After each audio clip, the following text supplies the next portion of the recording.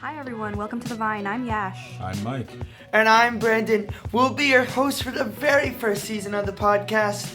The Vine is made for students by students, which is essentially our main focus. Each week we'll be covering a variety of topics, navigating the ups and downs of livelihood as a CJEP student. Without further ado, let's jump right into our first subject, relationships. But more specifically, romantic relationships. Oh my god. Before we get further into it, today we have a special guest, Sabrina Vo, the new senior coordinator of The Hive. The Hive is part of the DSU service. Hi everybody, I'm Sabrina Vo. As Yasha said, I'm the senior coordinator of the DSU Hive here at Dawson. Alrighty, so to start us off, we'll talk about, falling for someone. So what are normally the signs that, you're falling for someone? Is there one universal sign? There is not. I don't think there is. Everyone's different. Yeah, we all kind of just fall for someone in various ways. You can fall hard or you can fall soft. But does everybody get those butterflies in their stomach when they see the person that they like? The thing is, personally, I've never actually gotten that. It varies for me. And it varies very wildly for me. It depends on the person and it depends where my headspace is at the time. So it's not always going to be butterflies. It could always be more like a brick wall hitting me in the face. Hornets. Hornets. Yeah, actually, hornets would probably be an amazing term for some of them. Anyway. Okay. It doesn't sound very positive as a crush. It's not a great start. No, they weren't. I was in a very bad headspace at the time. Well, though, I can also kind of see that as in if you're not necessarily someone who's very comfortable with their feelings, experiencing, liking someone or having a crush could be perceived as a negative emotion by yourself. Not everyone's comfortable with having a crush. Yeah, I tend Definitely. to kind of travel through that where I'm like, should I have this? Do I want this type of, feeling? Sometimes, not all the time. Like I said, it varies on whoever it is or where I'm at, but Me through middle school.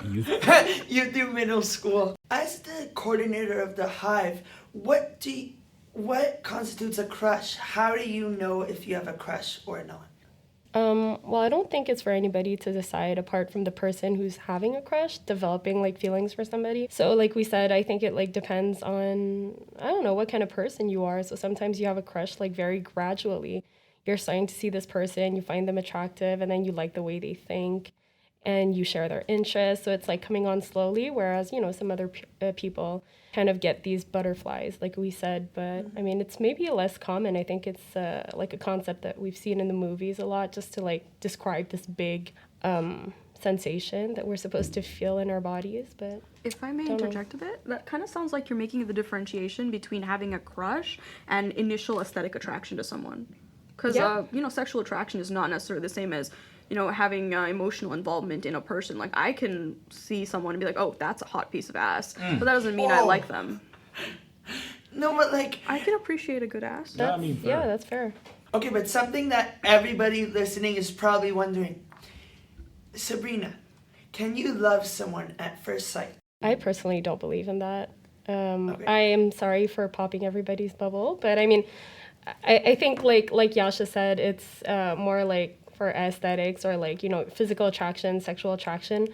I'm not sure it's love, because love is emotional, it's psychological. So how do you connect psychologically and emotionally with a person that you just saw? If I may also add, I think it also depends on what you perceive as love, because love is a term that's notoriously hard to define.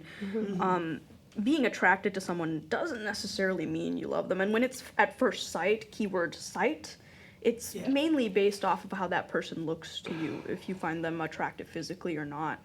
I'm going to play devil's advocate here. Of course And you are, I'm Mike. usually not the person who would be like, yeah, no, I can't say I believe in love at first sight, but the feeling of it Yeah. is certainly something I can relate to. It's like you see that person and all of a sudden Redbone is playing in your head. There's a specific song that just, oh my god, you know what I mean? Yeah. I don't know if I can call it love at first, but you want to pursue this person, you want to chase after them. You know But what is I mean? that love, or is that, again, another form of Well, attraction that's- to them? That's true. The That's want. also a thing that can be identified by the person and also just developed by themselves in their head. But the thing is like, you don't go up to someone and like, you're just like, hey, I love you. Like, you don't just go do that. I think what's more common is like, you know, like you said, when you have that experience and you see someone and you're instantly attracted and interested, then, I mean, the first reflex is it, hey, like, can I get your, like, you start talking to the person and then, like, can I get your number or something like that. But it's not like, hey, I think I love you or have a crush on you. So, I mean, there's that distinction, obviously. No, 100%. I agree. But, you know, there's also other people like me. I don't give this off at first, but, like, when it comes to, like, hitting someone up, I gotta fight. I gotta fight myself to do it. You know what I mean? Like, I gotta, it's like getting up in the morning. It's like, Oh no, not. if I do this, it can go 15 different ways and none of them are good. And it's just, you know, it takes me a second to be like, Okay, wait. So like getting up in the morning, meaning like you have an 8 a.m. class? yeah, or- that's what it feels like talking to someone I have a God, crush that's on. the worst. You know what I mean? That's exactly what it feels like when I want to talk to someone I have a crush on. I just can't. It's like, do I really want to wait for the STM? The STM. At least you're not talking about the EXO. No, I can't imagine how much worse that is. But it probably could be equated to the same thing. It's just, Yeah. it's hard. It's tough.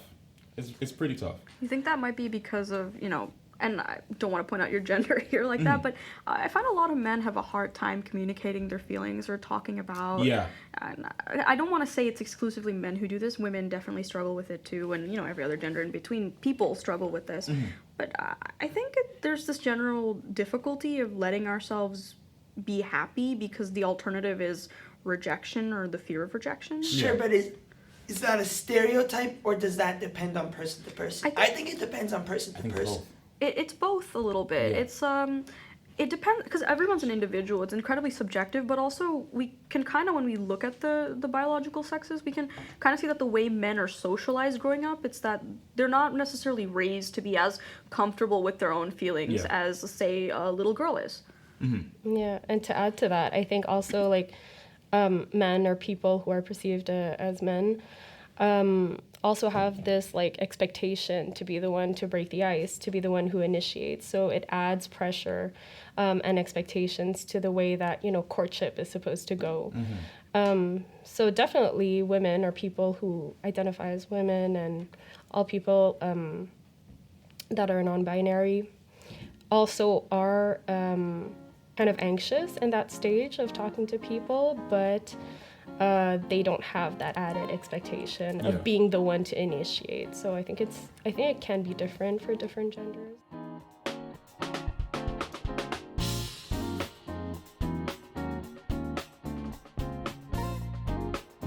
Talking stages. Yeah. Talking stages are horrible. Well, I tend to Well- disagree. I love to talk. Like I like talking stages. I hate what it entails. What does just it like- entail?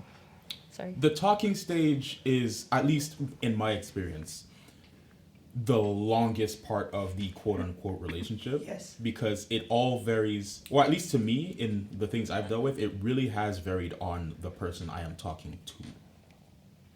You know what I mean? Like, Yeah. in terms of, all right, how long is this going for? How much time are we taking with this? How do we feel about it? Like, there's no, at least for me, there wasn't always a constant sense of communication. So it was less talking stage, more like looking through your purse for a specific brand of lipstick and not finding it, so giving up on it and putting the bag away. Can you know what I relate mean? to this anecdote? Oh, yeah, 100%. Can you relate to 100%. this anecdote? 100%. Drag is weird. Fun, but weird. I've done reverse No, drag. but- It's Yeah. When you're talking to someone, is it like that the serious time? Or can you like make jokes and make the person laugh or something like? Personality. Why would Yeah. you want to do anything else but be That's- yourself? that's true. That's Yeah. part of the whole talking stage. You want to know the person. well, I mean, some people intentionally go out of their way to try to be someone they think that the other person might find appealing. And that's the No. problem. Yeah, that's problematic because then you get into a relationship and it's like, wow, I'm dating someone who I don't really know. And that's a big red flag. It's a big thing. Speaking of red flags, what would you say are some red flags in a relationship? I think it depends on each person. Like a lot of people have a lot of boundaries, and so like as soon as a person doesn't really respect that or goes against it, it's like immediately a red flag. But I think that, you know, everyone is human, everyone makes mistakes, right? So some people do come off a little bit, I don't know, disrespectful a little bit. But, you know, when you have like open communication and both parties are willing, then a relationship can really get from, you know, kind of unhealthy to pretty healthy. But I think like a great place to start in terms of like green flags, if you want to go that way, is just really people respecting your boundaries. That's 101, you know, to start with that. Definitely. Red flags are pretty talked about nowadays, actually. Like red flags, like it's. I'm happy to see that people like openly express certain boundaries. Definitely. Like, but I feel like there are certain red flags that are, excuse my French, pretty stupid. Yeah. Well, yeah, people make a joke out of it now. Like I read, Yeah. I think yesterday it was like, oh, people who wear New Balances are red flags, and I'm like, Well, hold on. you know, Well, wait, hold This on. is getting controversial here. Like, I'm not saying I wear New Balances, but like some of them are kind of clean. Like, Do you wear New Balances? No, but if I Oh. bought those red mischief boots and people started turning against me, I don't care. I No, got those but, big like- red boots, man. No, but honestly though, red flags are being joked about too much, and it should be more like, hey, is this person good for me for who I am, or is this person not good for me for who I am? And not only that, but you also have to think about like, are we good together, or is this not going to work out? And you just have to think about that kind of stuff. And in anything, communication is key. Whether you're playing a game, whether you're in a relationship, whether you're in class doing a group presentation, whatever it is. Okay, I do have one question. Like, are there universal boundaries? And what I mean by that is there like a few boundaries that all relationships should have? Are there red flags that all relationships should have? No. Like, what's the deal? Because like certain people's red flags, like things you can't control, height, weight, facial structure, dumb stuff like that, or you know, or we got the universal boundaries where it's like, all right, Crocs. that is not a Crocs? boundary. Crocs. That is not hell Crocs. no. No Crocs I am in my turned house. up on Crocs. No you are Crocs not, you are in not my gonna shit on house. Crocs. Sorry, You are now not we have gonna- to bring Sabrina on this. Like, what do you think about Crocs? Like, You are not. I'm sorry, but Crocs is a no for me. Absolutely not. Absolutely. I 100% agree. Please oh tell me my why. God, Absolutely not. this is starting to get intense, guys. But I'm just gonna, you know, roll back to what Mike was saying. Universal red flags. That's why I kind of like mentioned a person like repeatedly not respecting your boundaries. I think that's like one. In a relationship, in a healthy relationship, you should have like trust, and you should have respect for each other. But the magical thing about it is that everything is up for negotiation, right? So a few years back, when a lot of people wouldn't talk about open relationships or polyamory, for example, would consider people wanting to see other people outside of the relationship as a red cheating. flag. Yeah. Whereas right now we see that a lot of it's negotiated in the relationship. They find like different rules that they have to, you know, abide by, and it works for a lot of people. Yeah. So I think everything is workable. Everything is really up to the two people or more in the relationship to work out between themselves, as long as everybody is heard and respected. Definitely. No, 100%.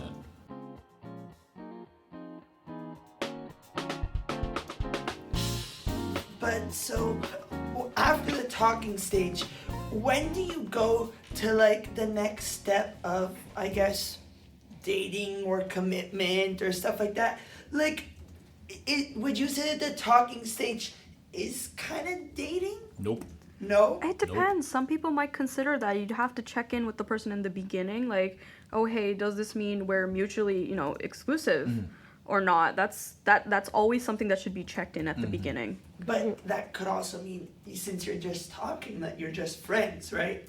But Well- see, when you say talking in terms of this conversation that we're having regarding relationships, a lot of people, when they're just talking, it's very important to be like, oh hey, are you talking to other people too, or are you just talking to me? Yeah, talking, seeing people, like they're very Yeah. clear things to be discussed before Because some people still aren't comfortable with the idea of you seeing someone else while you're seeing this person.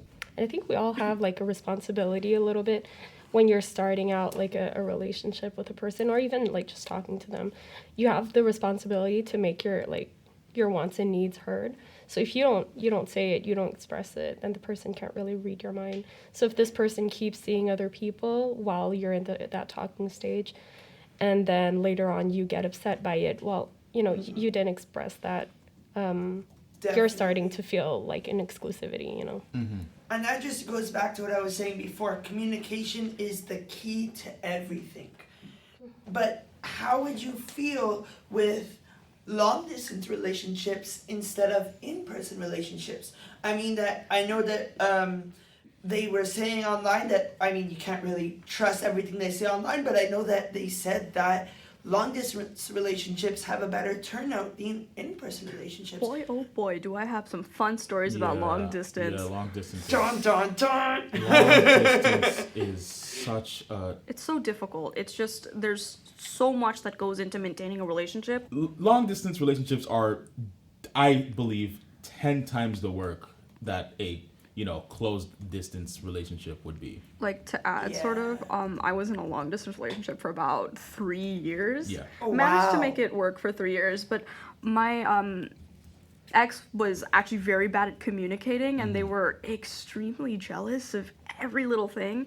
Because, she tended to be the type who wouldn't like me talking to other girls or guys or anything else in between. And like, oh, you didn't text me back for insert amount of hours. No shit, I was at school. Yeah. Oh, you didn't text me back. Like, I texted you this morning, you didn't text me all day. Where were you? The difficulty with long distance is that since the relationship is mainly happening usually through a screen, text, video calls, chats, you don't necessarily have that in-person connection with them that you would otherwise. And it's hard to tell where that person is. Like, Acknowledge that I'm human yeah. and that I have stuff to do.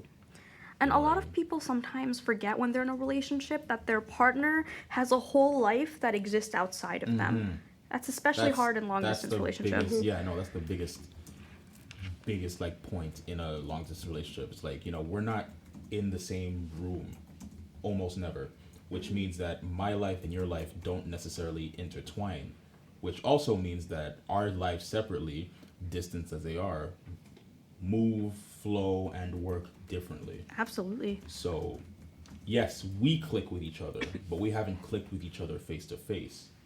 You know what I mean? So, there's a whole different process for long distance relationships, which if you can make it work, I respect you like 50 times more, man. That's like good on you. Like I couldn't see myself doing that as well as you do. So congratulations to all the listeners out there doing long distance, and it's great, but it's a lot of work.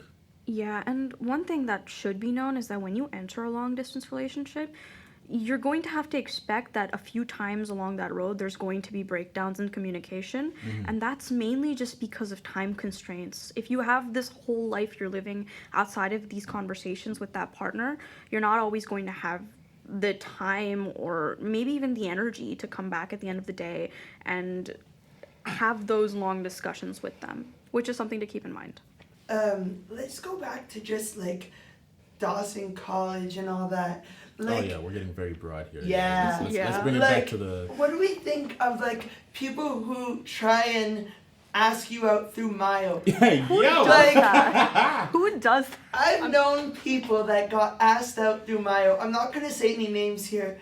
I don't know. Like, what do you think? It's a little ignorant. Spill the tea. It's a little ignorant of me to say, but if you're resorting... Okay, so I understand a lot of people also send messages through text, but you do know... Like, I'm not sure if this is the case, but I'm pretty sure school administration can see your Mayos. Really? I'm pretty sure if it's a school thing, right? If you're That is confessing true. to someone via Mayo, you should be prepared for the You risk. are being laughed at. You are being you are laughed being at. laughed at in the computer server room. Like, No, they're sitting no. there. The dean is just gonna be in their office, just be like, yep. I'm posting this on Dawson Confessions. Let's go. The dean is gonna post this on No, but like, how do I? Okay, I'm split on this because one, me and the homies know you gotta shoot your shot.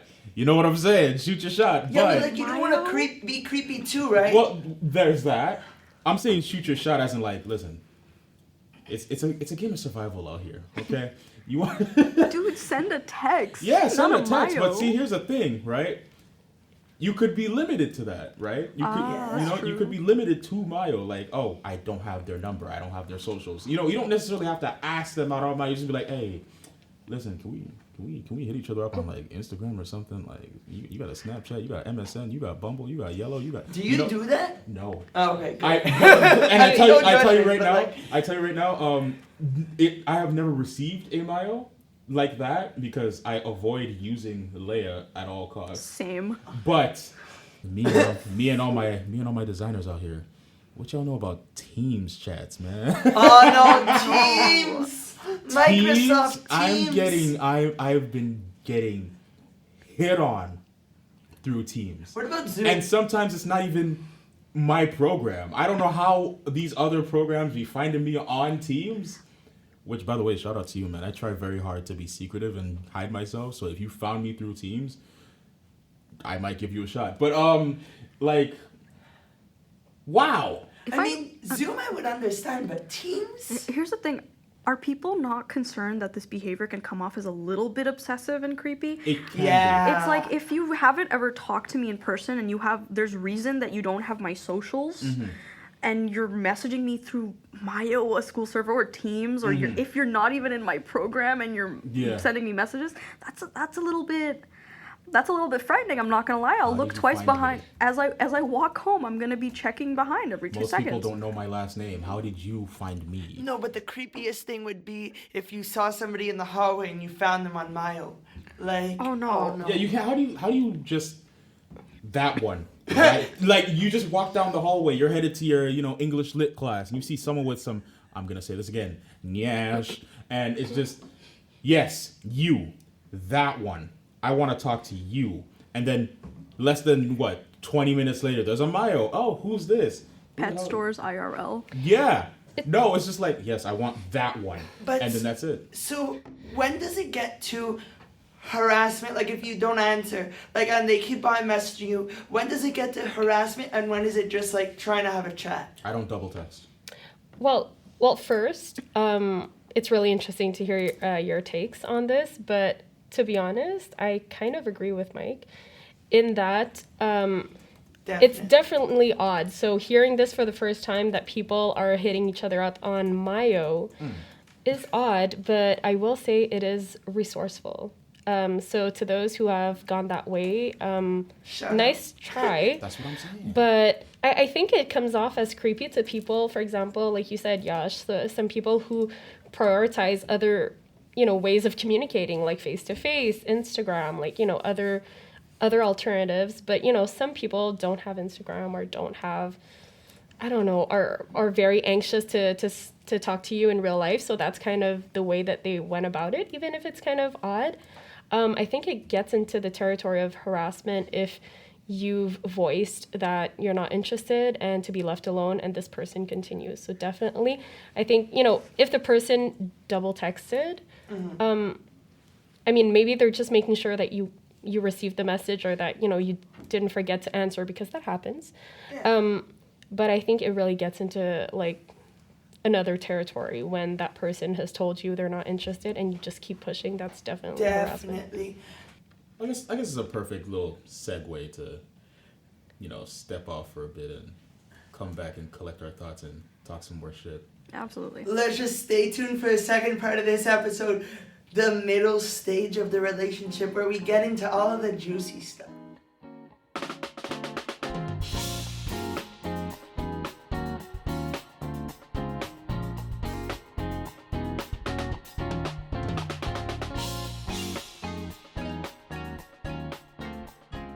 And we're back. I'm bringing it into dating. That was like so That's the segue. to the point. That's the segue. was That's what we're smooth. going with. Like dating should be. Yes, sir. So speaking of being smooth and all that, what do you think a date should be? Like, where do you think you should go? What's like too cringy? What's too funny? Like, is a date not cringy? It really depends on the people. That's My true. boyfriend and I once just we went to like an arcade and later we had cheese in like a grocery store.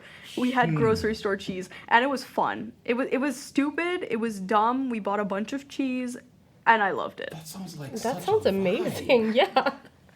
Who doesn't like cheese? Like, And I mean, arcades. I find that cheese tastes the same, but I'm not gonna get into that argument right now. We're talking about relationships. I would I can fight see you. the entire room looking at me right now. We're going back to dating. Okay, let's go. Mike, now you're gonna be forever judged. It's fine. I'm not eating cheese with any of you people. Yeah. I mean, Speaking of red flags. Oh, okay. Okay. Okay. We're not gonna go back to that. It's No, okay. we're It's okay, bringing it listeners. I'm not back. shooting. Don't worry. I'm not shooting my shot. Anyway, like going for coffee, that's like, no. again, I think it depends. For some people, going to coffee is just it's a nice segue into getting to know someone. You get to sit somewhere like a solid place. You get to have coffee and kind of just talk. It's ambient. Is what I'll say. Exactly. I'm gonna interject. That's the most milquetoast shit I've ever heard in my life. Oh my god. Going out for coffee, like I understand. Hey, let's start slow. No. But Let's go to the old port and ride on the Ferris wheel and Kiwi. let's see how bad our fear of heights gets. keep it, Mike. What you have to know is this, like, what's it called? You have to know of the person that you're going with and of you. So, like, if you guys are really chill and really calm, fine, go for coffee. But if you guys are really adventurous, then go to an escape room. Let's just go to the Atwater McDonald's. if Escape we're feeling room? this. Atwater McDonald's? You know what? If That's a if vibe. you're feeling adventurous, Uh, wait till 3 a.m. Go to the Atwater That's- McDonald's. That's not adventure. That's just danger. That's straight up. No, funny enough, the date I had with my boyfriend for Valentine's Day is like we didn't really do much. There, so you know the McDonald's app. Mm-hmm. We did something Oh, really no. stupid. We got normal food, yes, but it had that like one deal for like the Happy Meals. You get one, you get the other one for $4, and we both got like 4 Happy Meals in total with our regular food, and we were just sitting there eating McDonald's Happy Meals. Honestly, a good date though. But like, yeah, see, that's what I was gonna get into. What constitutes a good date? Because to me, personally, as nerdy as I am, yes, I don't give that appearance, but don't worry about it. Me as a date, I have a list of comic book stores that I go to, and we stop by each one and see what our best finds are, and we just read them in the Honestly, sun. whatever works for you. I think a date, what a good date is, depends on like the individual. Like personally, Definitely. fancy restaurants aren't really my vibe. Hell I no. can't No. stand the atmosphere. It's so stuffy, and good manners are great. But if I Look at want to that get shit. to know you, if I want to have fun, I don't want to have to be focusing on my table manners like every 2 I'm seconds. putting my elbows on the damn table. Exactly. Wait, who doesn't? Is that another red flag? Is that a You know what? Screw manners. We're all getting exposed here, I'll like. put my elbows where I please. Thank you very much. Yeah, us as the hosts, we're just not getting any more dates. That's just how it's gonna be. Like, it's just gonna be on Dawson Confessions, like, don't talk to these people. Don't- Like, Don't hit up the podcast hosts, man. okay, so like going for coffee, hiking, fancy restaurant. Absolutely not. I actually What kind of like about hiking. like a concert? Like, No. who has the money No. to go on a first date to a concert? It's not even about the money. It's about the vibe. And That's true, The too. vibe at like you're not focusing on each other at the concert. You're focusing on Kendrick Lamar. Kendrick Lamar. And Okay. obviously you're focusing on it's Kendrick Lamar. But, Here's a like, question though. Are we talking about like dates in general or the first few dates? Because once you get really comfortable with someone, you get more comfortable doing like activities like concerts, So true. hiking, getting coffee. Those become just daily, sort of ish So daily when does it things. stop being a date, and when does it just end up being I'm hanging out with my girlfriend, hanging out with my boyfriend, hanging out with my they them friend, But hanging that's out the with thing. my Doesn't it depend on like what you consider a date? Because some people are years into their relationship, they still have date nights. I Oh yeah, think- no, there's date nights. Yeah. But, there are certain things that just become Well, I think the more things we do for our partners. I think like if it's more planned, if it's like a planned outing, then it's a date. Mm-hmm. If you're just like going out for coffee together after class, I wouldn't really constitute that a date, but that's just my personal view of it. Do you think that sometimes going on dates can be expensive? Oh no shit. Oh good god, if I had to look at my credit card statement That's just in why- the past few months alone, the most I'm spending my money on is dates. That's why I wouldn't say I'm not a date person, but I have a different way of going with dates. Like I previously mentioned before, we'll stop by, we'll do something nice and low key and relaxed. We'll stop by some comic book. Hey, you want a Funko Pop? All right, thing, boom, done. And then it's like Yeah, but I like, relax. what I mean is like, see, my boyfriend and I, we like casual dates, right? Like Yeah. we go on like picnics and stuff, but it's like all the little purchases you make while on a date sometimes They add up. Yeah. I'm like, oh my god. We're supposed to be going on a date this Thursday, and I was going through the expenses of the restaurant we're going to Oh, and no. deciding what we were going to get and everything, and oh my god, I don't even want to tell you how much it adds up to. It hurts my kidneys. It hurts your kidneys. It hurts Yeah. every organ, especially the kidneys for some reason. Yeah, the least expensive date I've ever been on is ramen. At Ramen? Where's that new place that like opened not too long? Neo Tokyo? Is that what I'm thinking of? Oh, It's this like super cool cyberpunky looking like Ooh, place. I'm gonna It's- note that down yeah, right now. Yeah, note that down. It's super great. They've got like holographic lights and stuff with like fish flying around and stuff. Yo, this looks nice. Oh, it's so good. It's Okay, so just good. just for everybody listening, this is basically what's happening right now around the room. Everybody just took out their phones and laptops and it's just like, what is this Oh, no, place? they're Like, showing I us want to a go game thing. here. Like, Hey, Let's go listeners, there. I just put y'all on for real. Neo Tokyo, go check that spot out. It's We're not crazy. sponsored again, by the way. Yeah, You I'm just gonna took the start words doing out of my I'm mouth. just gonna start taking sponsorships. Anyway. Yeah, no, it gets expensive, but you know what? Let's talk about the expensive costs of dates, and let's talk about the emotional cost of being around people who are dating. Yeah, that's right, people. We're talking about PDA. oh no, here we go. Oh my Yeah, God. yeah. PDA. Now, Sabrina, how do you feel about PDA? Because me personally, if you hit me with a baby voice, I'm hitting you with man hands. Oh no. Sorry. Hit me with baby voice, I'm hitting you with man hands. I'd be a hypocrite if I commented, so I'm gonna be quiet for now. I think with PDA, like we said, it depends on like everyone's level of comfortability, if that's a word. But I think we also need to be just like mindful of people around us, and like it can get very uncomfortable for people around you when you're doing things in public. That should stay, a little bit private. But like, what would you say are your most like, fuck no, PDA things of all time? Like, Oh, like get a room PDA. yeah. Well, I mean, some things are just, I think, universally a little bit over the line. So, like any form of like sensual touching. And I'm sorry to everyone who's into like voyeurism, but any form of sensual touching can make people very uncomfortable, especially when you're in like a school setting, a work setting. Like there are certain places where you really have to tame yourself. So you said baby voice. That's kind of new to me. That's so I new? will not comment on it.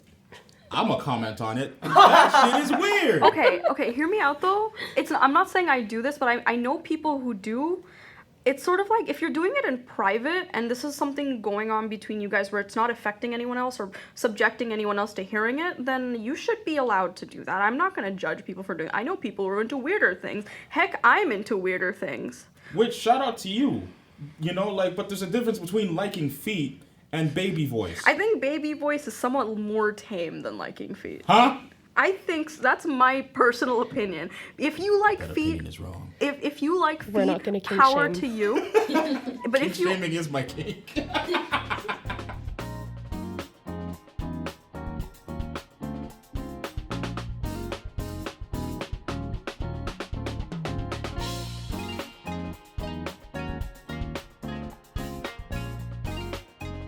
Okay, short kisses or long kisses.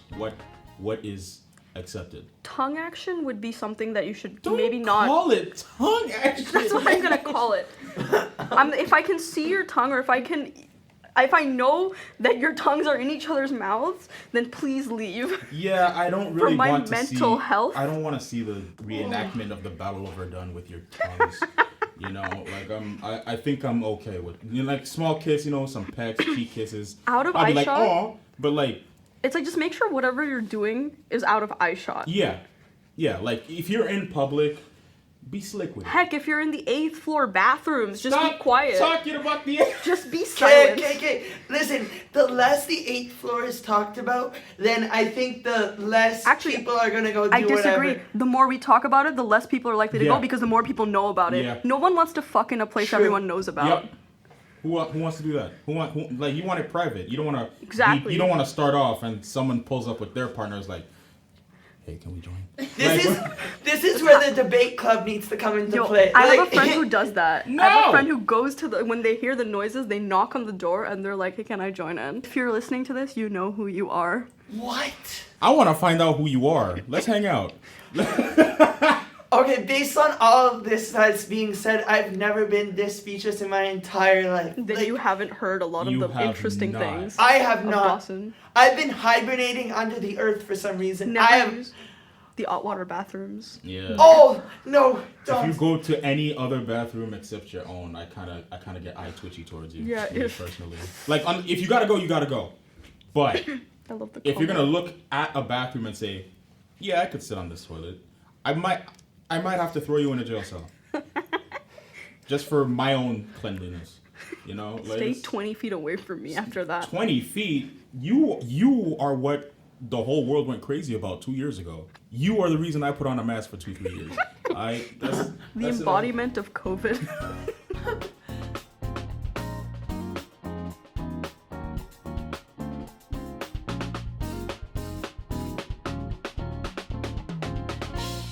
Yeah, I'm just gonna talk about the end Aw. of relationships, baby. Yeah, what man? These segues are getting juicy, yo.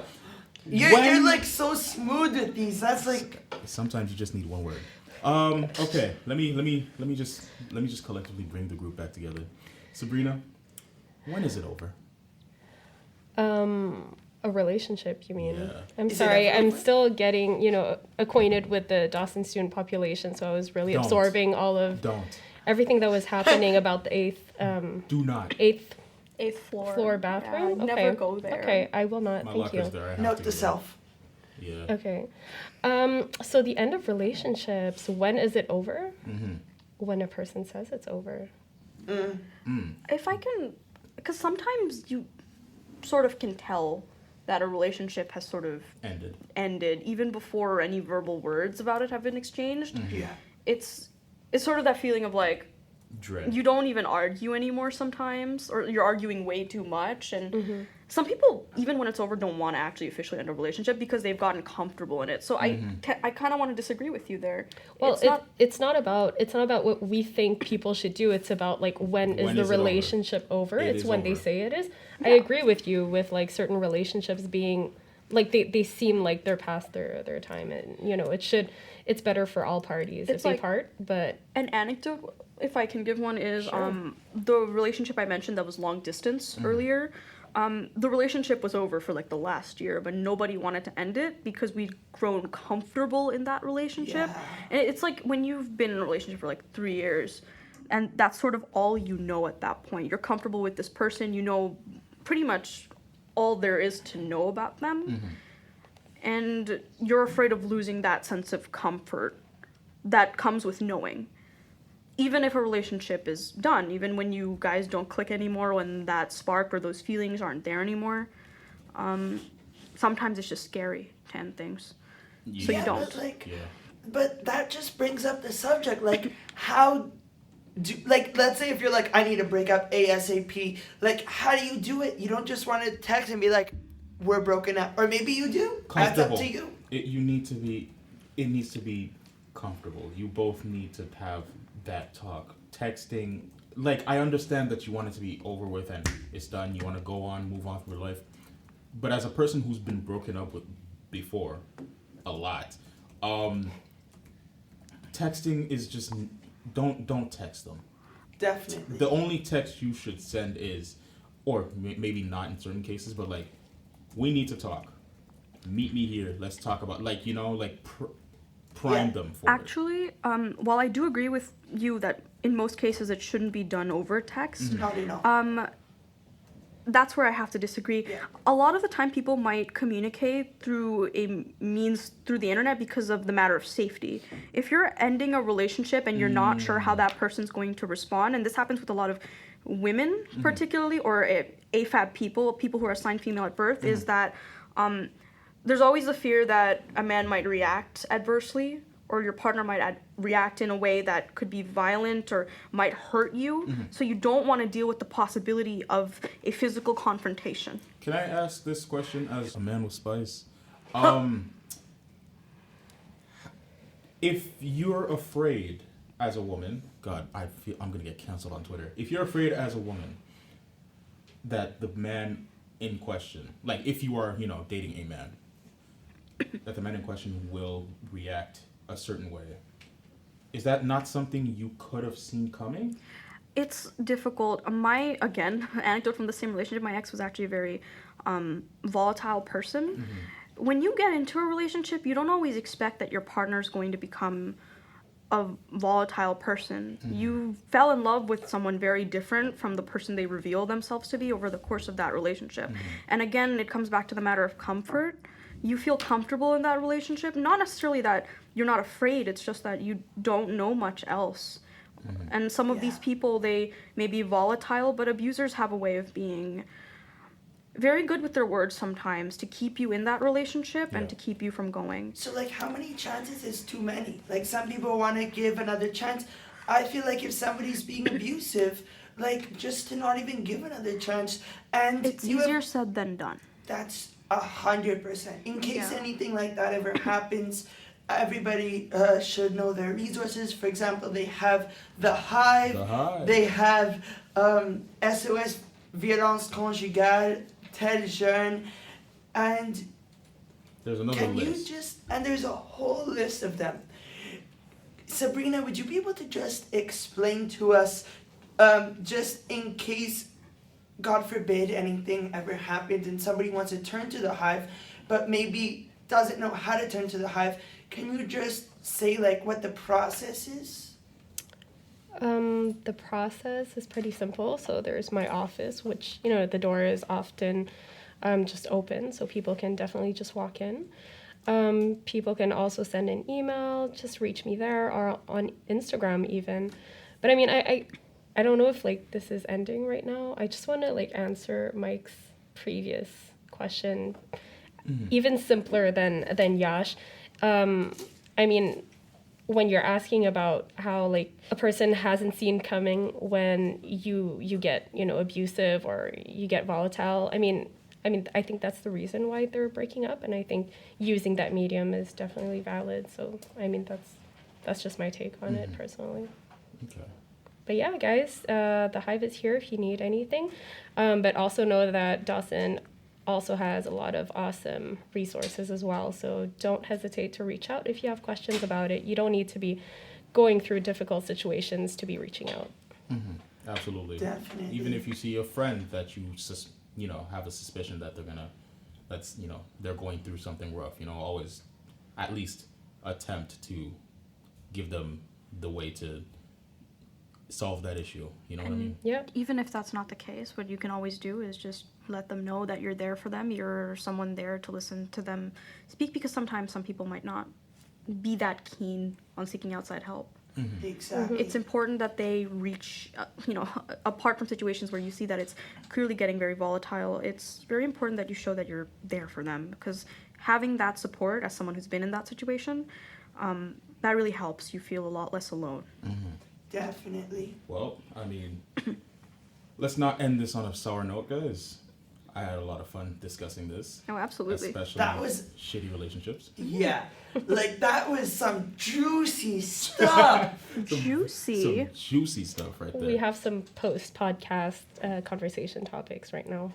Oh, yeah. No. Oh, yes. For sure. Anyway, some people gotta go to their therapy. So, Anyway, with that, that's it. We're done. This is the end of the episode. Well, I'd like to thank our guest, Sabrina Vo, as well as all the wonderful behind-the-scenes crew at The Vine. and of course, thank you so much for tuning in today. That was a pleasure having you listen to us. See you all next week. We'll be back. Bye.